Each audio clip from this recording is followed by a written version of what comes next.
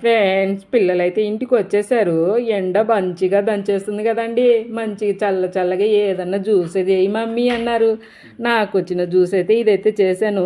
సూపర్గా వచ్చేసిందండి. ఒక గాజు తీసుకొని దాంట్లో ఒక నిమ్మకాయ పుదీనా వేసేసి మంచిగా నలగొట్టేశానండి. అది నలిగిపోయిన తర్వాత కొద్దిగా షుగర్ అయితే యాడ్ చేశాను. మంచిగా కొద్దిగా తగినంత వేసుకున్నానండి, ఎక్కువ వేసుకోకండి మరి. దాంట్లోనే ఐస్ క్యూబ్స్ అదే అండి, ఐస్ గడ్డలు అంటారు కదా, అవి అయితే వేసేసానండి.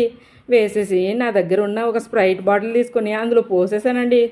పోసేసి దాన్ని బాగా గిర్రా గిర్రా తిప్పేశాను.